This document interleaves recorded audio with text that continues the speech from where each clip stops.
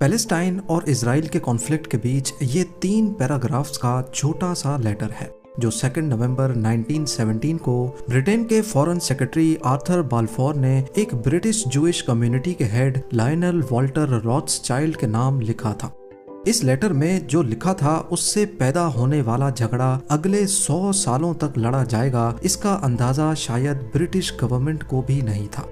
Israel और Palestine के बीच कौन गलत है कौन सही, इन दोनों का आपस में झगड़ा किस चीज पर है और इस सब में ब्रिटिश गवर्नमेंट का क्या रोल रहा, दुनिया के सबसे ज्यादा कंट्रोवर्शियल टॉपिक्स में से एक है। और मेरी पूरी कोशिश रहेगी कि मैं बिल्कुल न्यूट्रल रहकर सिर्फ फैक्ट्स एंड फिगर्स पे बात करूं ताकि किसी भी शख्स को एतराज ना हो सके।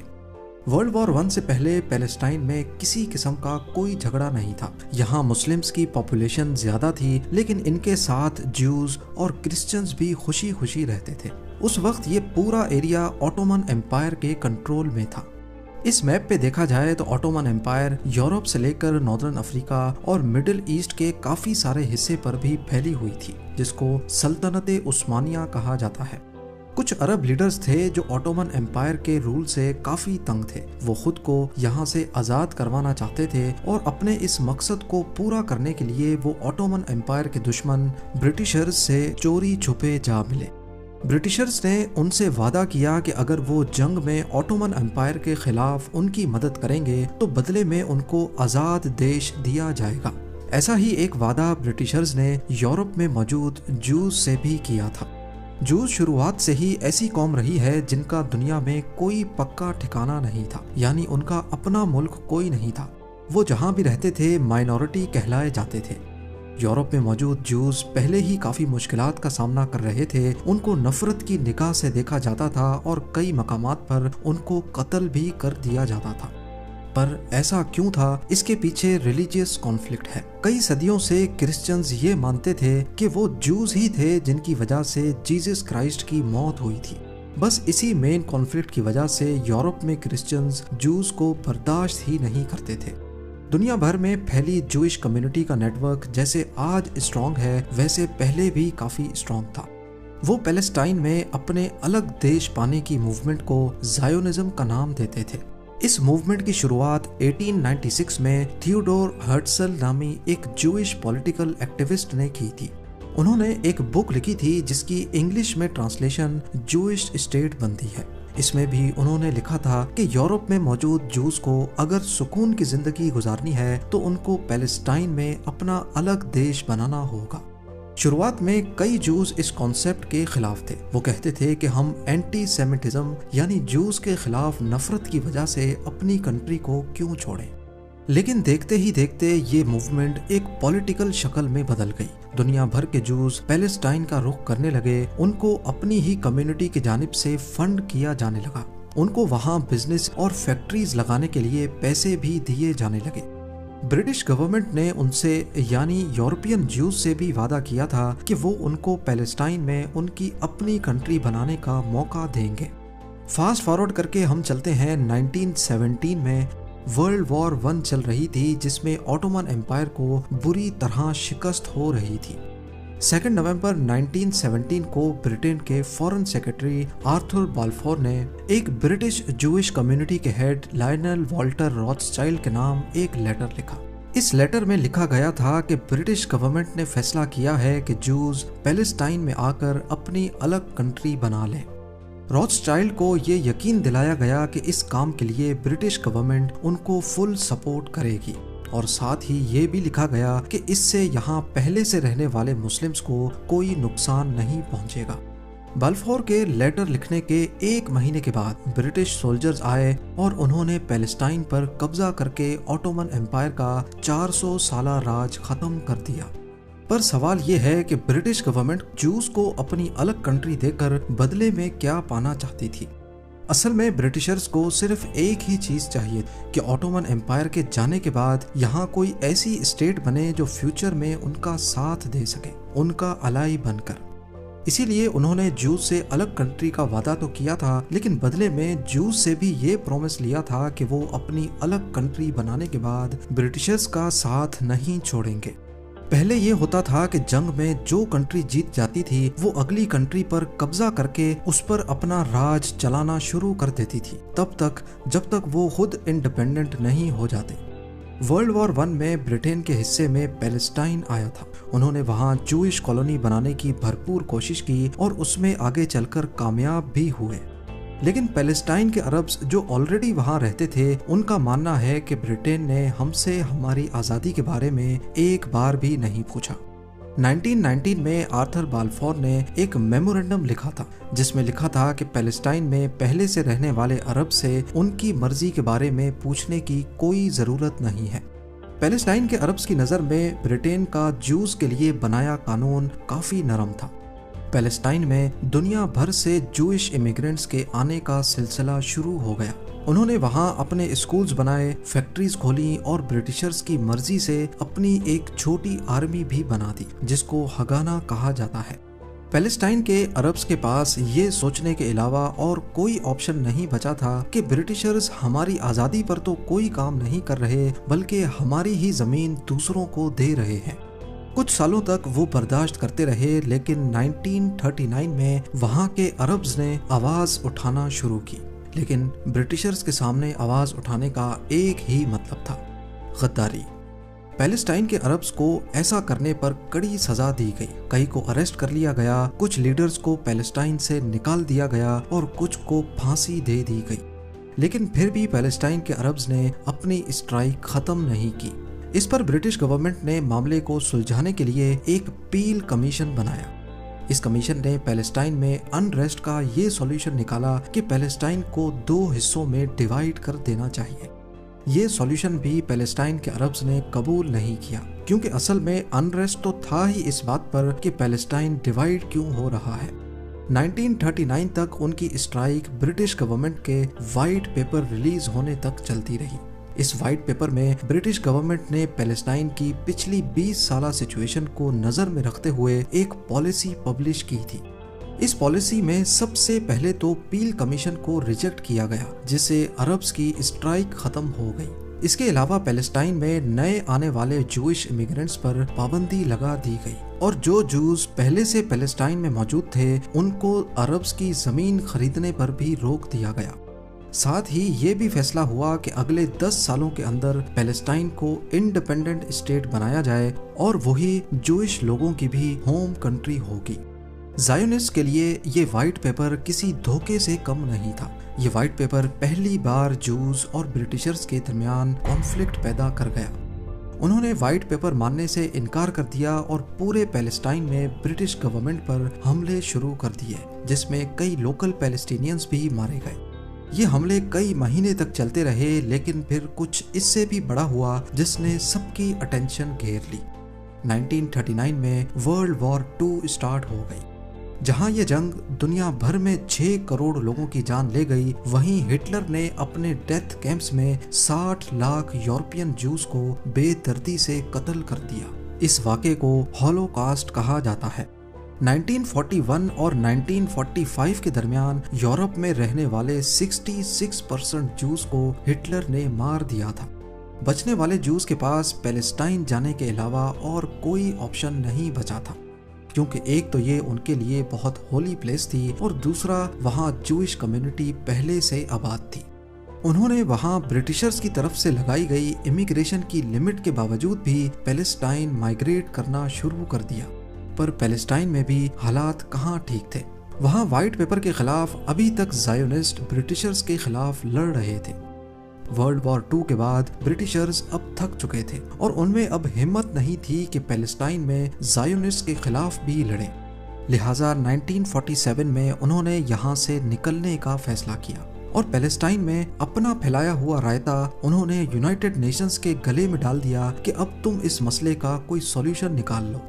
उस वक्त पैलेस्टाइन में जूस की तादाद 6,30,000 थी, जबकि 1,43,000 क्रिश्चियंस और 11,81,000 मुस्लिम्स थे। ये फिगर्स एक इटालियन जूइश डेमोग्राफर सर्गियो डेला ने ही दिए थे।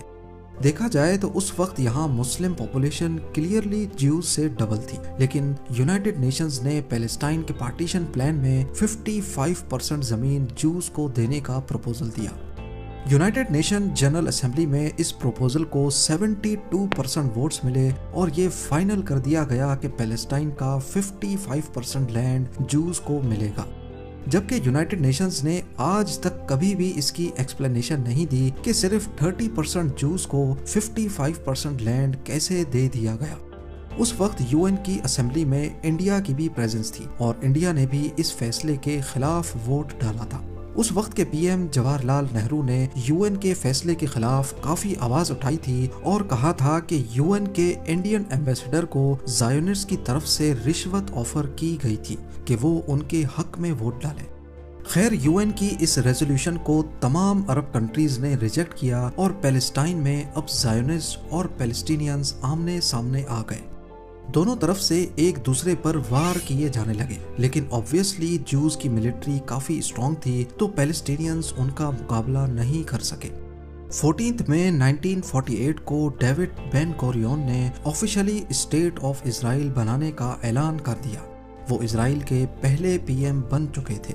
1948 में तमाम नेबरिंग अरब कंट्रीज ने मिलकर इजराइल पर हमला करने का फैसला किया, क्योंकि एक तो उन्होंने पहले ही यूएन में इसके खिलाफ वोट किया था, दूसरा उनकी नज़र में ये ब्रिटिशर्स का नया तरीका है हमारे मुल्क पर कब्जा जमाए रखने का। ये पहली अरब इजराइल वॉर थी जिसमें 5 अरब कंट्रीज एक छोटे से इजराइल पर हमला करती हैं, जिसको बने अभी चंद महीने ही गुजरे हैं। लेकिन इजराइल को वेस्टर्न कंट्रीज की सपोर्ट हासिल थी और हकीकत में उनके पास काफी स्ट्रॉन्ग मिलिट्री भी थी, लिहाजा अकेले इजराइल ने 5 अरब कंट्रीज को शिकस्त दे दी। जंग खत्म होने के बाद यूएन ने जो पैलेस्टाइन के लिए एरियाज चुने थे, अब इजराइल उन पर भी कब्जा करके बैठ गया। वेस्ट बैंक जॉर्डन के कब्जे में आ जाता है और गाजा स्ट्रिप इजिप्ट के कंट्रोल में। 1967 में एक और अरब इजराइल जंग होती है, जिसमें इजराइल ना सिर्फ वेस्ट बैंक बल्कि गाजा स्ट्रिप और इजिप्ट के पूरे साइनाई पेनिनसुला पर भी कब्जा कर लेता है। इस सब के बीच पैलेस्टाइन के लोग अपना खुद का मुल्क बनाना चाहते हैं। इसी मकसद से उन्होंने अपनी एक अलग ऑर्गेनाइजेशन बनाई जिसको PLO यानी पैलेस्टाइन लिबरेशन ऑर्गेनाइजेशन का नाम दिया। शुरू में ये हथियार उठाकर फोर्सफुली अपना अलग मुल्क पाने की कोशिश करते हैं। अपनी आवाज उठाने के लिए PLO ने कई प्लेन्स और शिप्स भी हाईजैक किए। इसीलिए अमेरिका और इजराइल की जानिब से PLO को एक टेररिस्ट ऑर्गेनाइजेशन डिक्लेयर कर दिया गया। पर कई कंट्रीज PLO को टेररिस्ट ऑर्गेनाइजेशन नहीं मानती थी। वो इनको सिर्फ रेवोल्यूशनिस्ट समझते थे जो खुद का मुल्क बनाना चाहते हैं। 1974 में PLO को यूनाइटेड नेशंस में ऑफिशियली रिकॉग्नाइज कर दिया जाता है, इस बिना पर कि ये पैलेस्टीनियन लोगों के रिप्रेजेंटेटिव्स हैं। उसके बाद 1979 में इजिप्ट और इजराइल के बीच पीस टॉक्स कामयाबी से हो जाते हैं और इजिप्ट पहली अरब कंट्री बन जाती है जो इजराइल को ऑफिशियली रिकॉग्नाइज करती है। इस पर इजराइल इजिप्ट को उनका साइनाई पेनिनसुला वापस कर देता है, लेकिन 2 सालों के बाद इजिप्ट के प्राइम मिनिस्टर को एक्सट्रीमिस्ट ग्रुप्स की तरफ से मार दिया जाता है, इस बिना पर कि कैसे उन्होंने इजराइल के साथ समझौता कर दिया। इतने अरसे तक वेस्ट बैंक पर इजरायली ऑक्यूपेशन की वजह से काफी सारे जूस वहां पर भी अपने घर बनाना शुरू कर देते हैं, लेकिन इंटरनेशनल कम्युनिटी इस पर एतराज करती है क्योंकि ये असल में 1947 यूनाइटेड नेशन के पार्टीशन प्लान के खिलाफ था। वेस्ट बैंक का एरिया असल में पैलेस्टाइन के लिए रखा गया था, लेकिन इजराइल ने वहां पर भी कब्जा करके वहां अपने लोगों को बसाना शुरू कर दिया। 1992 में एक बार फिर से इजराइल और PLO के दरमियान पीस टॉक्स होते हैं। PLO के लीडर यासिर अराफात भी इजराइल को रिकॉग्नाइज करते हैं और इजरायली PM यित्ज़हक रबीन भी PLO को रिकॉग्नाइज करके ये तस्लीम करते हैं कि PLO टेररिस्ट ऑर्गेनाइजेशन नहीं है। इस दौरान PLO भी स्प्लिट हो जाती है। उनका एक दूसरा विंग जो चाहता है कि इजराइल से किसी तरह का भी समझौता ना किया जाए, वो बन जाता है जिसको आज हम हमास के नाम से जानते हैं। दूसरी तरफ इजराइल का एक्सट्रीमिस्ट ग्रुप भी अपने PM के खिलाफ जाकर ये कहता है कि पैलेस्टाइन के साथ कोई कॉम्प्रोमाइज नहीं करना चाहिए, लेकिन इससे पीस टॉक्स को कोई फर्क नहीं पड़ता। PLO और इजराइल पहली बार आमने सामने आकर इस मसले को सुलझाने की कोशिश करते हैं। पर मसला ये था कि वेस्ट बैंक में ऑलरेडी काफी इजरायली अपने घर बना चुके हैं, वो भी इजरायली गवर्नमेंट की मर्जी से।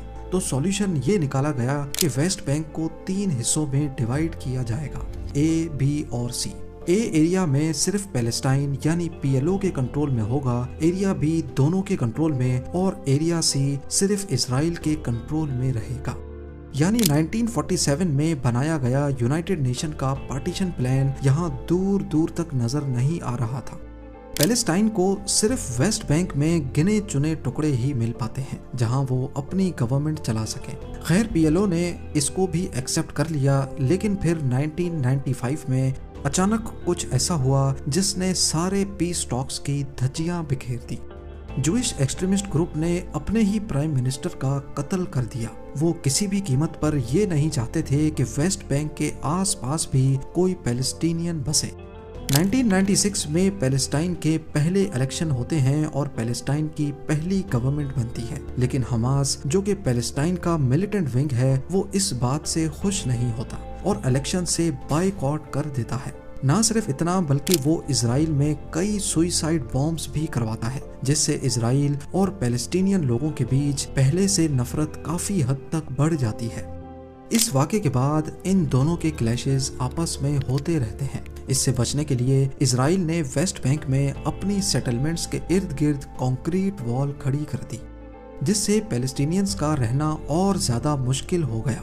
फिर 2006 में पैलेस्टाइन में दोबारा इलेक्शन होते हैं और अब की बार हमास जीत जाता है। इससे PLO की पार्टी फतेह और हमास के बीच एक सिविल वॉर छिड़ जाती है और पैलेस्टाइन 2 टुकड़ों में बट जाता है। आज गाजा स्ट्रिप पर हमास का होल्ड है और वेस्ट बैंक में छोटे छोटे टुकड़ों में PLO यानी फतेह की गवर्नमेंट है। ज्यादातर जो इजराइल और हमास की झड़पें होती हैं उनमें इसी गाजा स्ट्रिप से इजराइल पर रॉकेट्स फायर किए जाते हैं। इसी वजह से इजराइल ने गाजा स्ट्रिप के गिर्द घेरा तंग करके एक बहुत बड़ी फेंस खड़ी कर दी है। आज हर दूसरे तीसरे साल हमास और इजराइल की जंग दोबारा शिद्दत इख्तियार कर लेती है। पिछली बार 2021 में ऐसा हुआ था और अब 7 अक्टूबर 2023 को हमास ने इजराइल पर 5000 से ज्यादा रॉकेट्स फायर किए। ये था इजराइल और पैलेस्टाइन का वो कॉन्फ्लिक्ट जो पिछले 100 सालों से शक्लें बदल बदल कर आज तक अपनी मौजूदगी का एहसास दिलाता है। मैंने इस टॉपिक को बड़ी एहतियात से किसी भी रिलीजन को टारगेट किए बगैर सिर्फ फैक्ट्स एंड फिगर्स के जरिए कवर करने की कोशिश की है। आपके इस टॉपिक के बारे में क्या राय है मुझे कमेंट सेक्शन में जरूर बताइएगा। मिलते हैं अगली शानदार वीडियो में।